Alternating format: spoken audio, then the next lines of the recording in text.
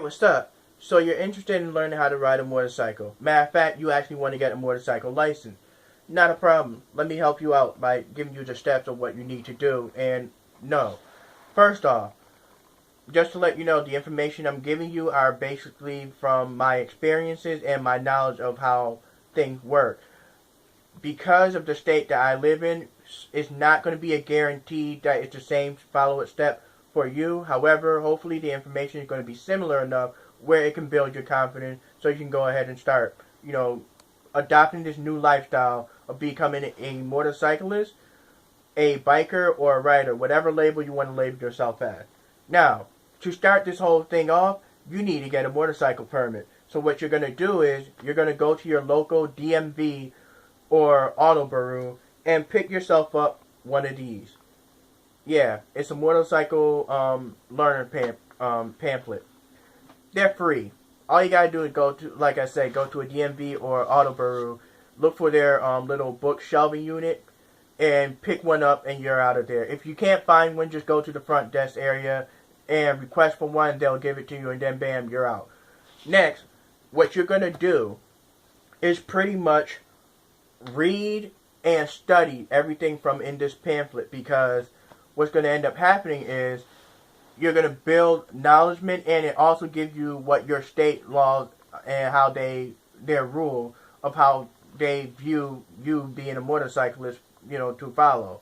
So definitely look into that. They got a lot of information, and like I said, each state is different state to state. Well, I'm talking in terms of the United States. I don't know how they are in other countries, but again, I'm talking more in the United States of America. Now, once you feel comfortable that you absorbed enough information, you're going to have to make sure you have money on you before you go back to the DMV, and I will explain as we continue. So you're going to go back to the DMV. You're going to wait in line, and once your turn comes up at the front desk, you are going to inform the person, because they're going to ask, "Hello, how may I help you?" You're going to say, "Hi, I'm here to take a motorcycle permit test." That's when they're going to give you a form. You're going to have to fill out the form, and they're also going to give you a number. For some DMVs or auto bureaus, you may not get a number to go to a window. It may be right back to that service desk personnel, but for some of you may end up getting a number to go to a window. What you're going to do is fill out that form. Once you get your number called up, or once you go back to that personnel, they are going to direct you to a testing area. Now again, each DMV or auto bureau is different, so that means there's two ways they're going to test you. It's either going to be a computerized testing or the manual testing. What computerized is basically where you're going to have headphones.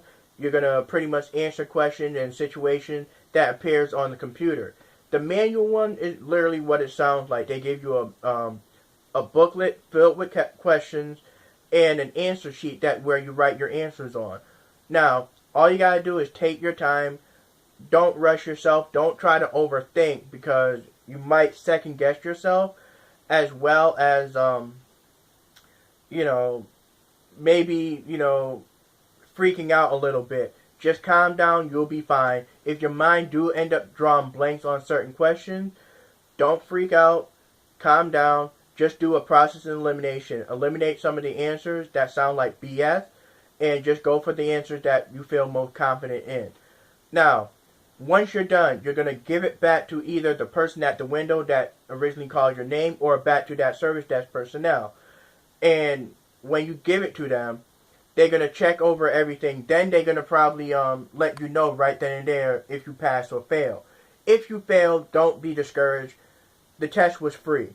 You don't have to pay for anything. However, if you pass, there's another test they want you to do, which is the eye test, where you got to look at a piece of paper that's on the wall where you're standing, and they're going to tell you what line to read. You got to read exactly what you see on the line.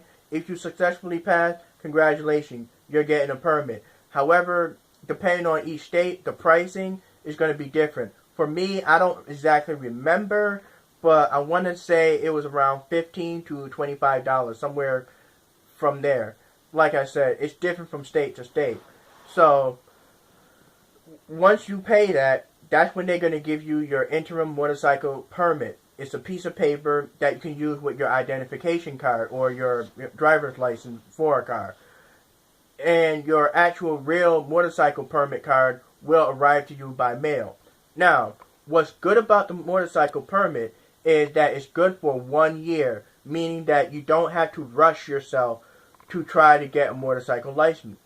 It's, you can take this time to pretty much look for a facility where you can actually learn to how to ride and everything from there. Now, before you leave the DMV, the personnel or the person at the window will give you the option of either taking the MSF course or MSS course, depends on which one your state provides, or you can actually do your learning from the actual DMV. In other words, they can teach you, train you, and test you. However, just to let you guys know up front, I recommend going for the MSF course or MSF because if you go the DMV route, and I'm not saying you don't have to, if you choose to go the DMV route, it's all up on your decision.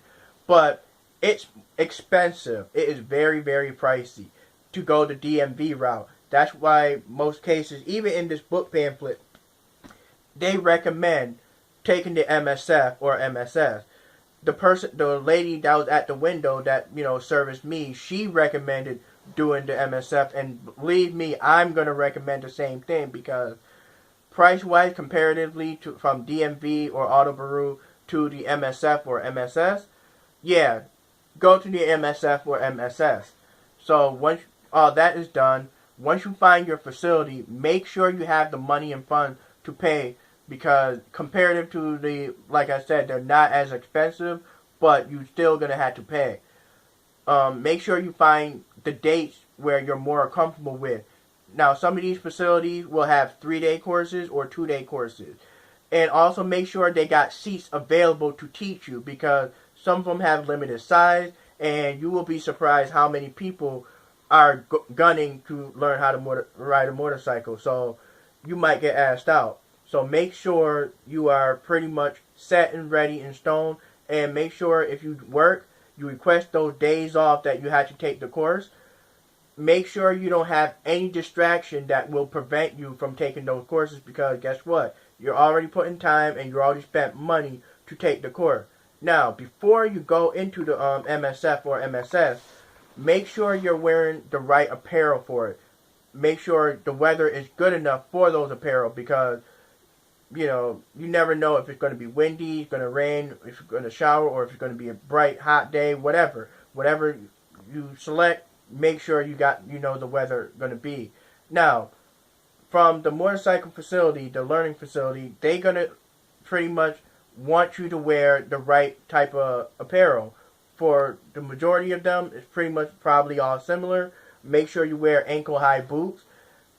It has to cover your ankle or maybe at least a little bit above the perimeter of your ankle. Next, you need to wear denim jeans. It does not matter what color it is as long as it's denim jeans.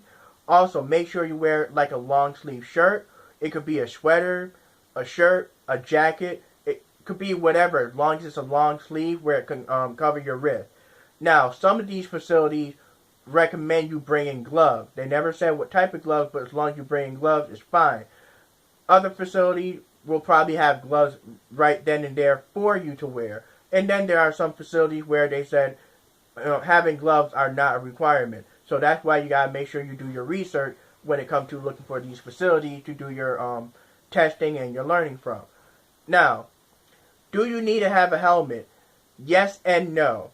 What I mean by that is, do you need to have a helmet? Meaning, like, if you have your own helmet, then you can bring your helmet to these courses to learn. If you don't have a helmet, or you decide not to bring your helmet, do not be discouraged because the facility do have motorcycle helmets supplied there for you to wear as you're learning. So that's why I'm saying, yes, you do need your helmet, but no, you don't have to bring your own. Or if you don't have one available at the time, you don't have to worry about it. They do have a helmet supplied for you. Now, on your first day of your MSF or MSS course, your class, they're going to have you fill out some forms. It's the first day, you're starting out, it shouldn't be a surprise. You got to fill out some forms. Once you've done filling out all the forms, that's when your class session is going to start. Now, depending on which version of the facility that you went to, whether it's a 3-day course or a 2-day course, you're going to have your class session and then you're going to have your writing session. Make sure you pay attention to what the instructor is teaching you, because in the class session, that's when you're going to learn about what to look for when you're riding, how to have the right mentality, how to check your motorcycle, your peripheral views. All that stuff will be learned in class. There's a lot more, but I don't want to give too much away. Then you're going to have your writing session where you pretty much learn how to develop your skill on riding a motorcycle and having some experience being on the motorcycle. The motorcycle they probably will have supplied for you is the 250cc, which is not bad. It's a good way to start learning. Now, do not be discouraged or ashamed if you make mistakes. That's the whole point of you learning, so that way you can learn from the mistake. If all you have to do is not drop the bike, do not drop the bike. You can make as many mistakes, you can stall, you can do whatever. Like I said, they're 250cc. But do not be discouraged about the mistakes you made. Just learn from them. Do not let that haunt you where you do not show up the next day in class, because you're going to end up missing out and hurting yourself of having the chance to getting that motorcycle endorsement, getting that waiver, and getting your license. So, here comes the test day. Forget about the mistakes that you made. This is your moment. This is your chance now. Obviously, because the testing day, it's going to start off with the writing test to pretty much see if you paid attention to the classroom session of learning a motorcycle. Like the questionnaires, multiple choice, all that good stuff. And make sure you follow everything smooth. If you pass that, more than likely you will. If you pass that, congratulations. If you don't, obviously that means you need to brush up, and there may be a chance they will not let you do the writing session of the test. Each facility is different, like I already mentioned. Now, for your writing session test, it's okay to be nervous, but do not be overwhelmed and cautious about, the mistakes you made from the past, because guess what?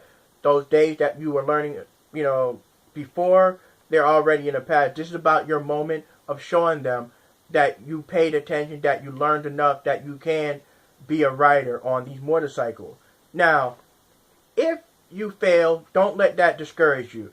Some facilities will, free of charge, brush you up and have you come back to do the testing again. But there's only a certain limit to time where they'll let you do that. You know what I mean? It's not going to be free consistently. But when you pass, and believe me, you will pass, you will pretty much be ecstatic, you will be exciting, you will be overwhelmingly happy. But guess what? Your work's not done. You gotta go back in the classroom to fill out another form and receive your endorsement, your motorcycle waiver. Now, just to give you a heads up, I recommend making a copy of that waiver, and here's the reason why. When you go back to the DMV, and make sure you have money on you, when you go back to the DMV, they'll probably make their own copy, but make sure you have the original and the copy anyway, because with the copy, it'll make the transition a lot quicker and smoother. But when you go back to the DMV or Auto Bureau, you're going to wait in line once again.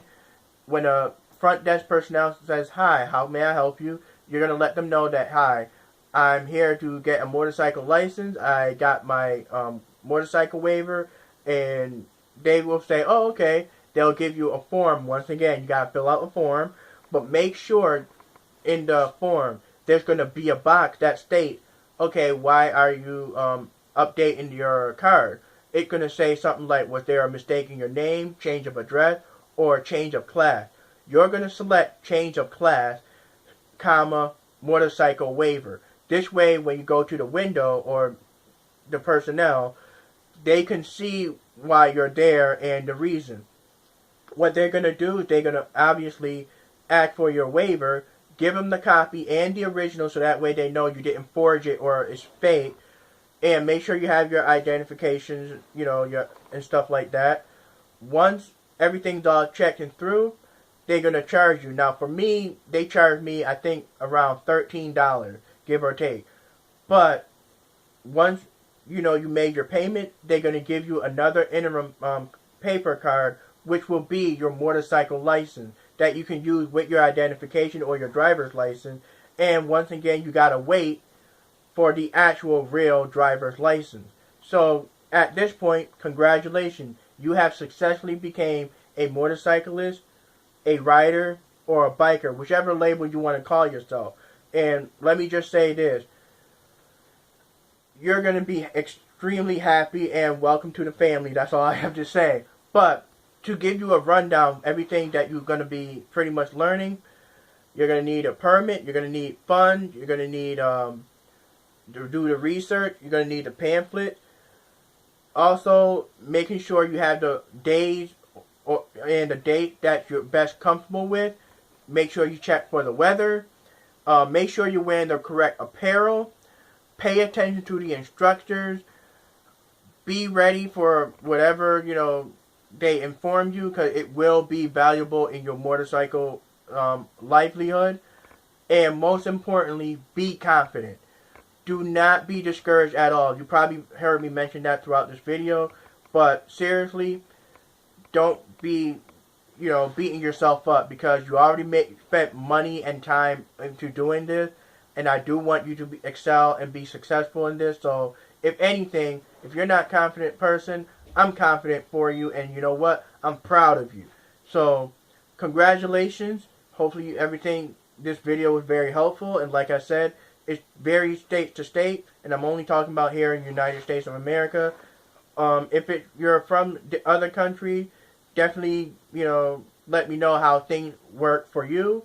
Another thing is, if you have any questions,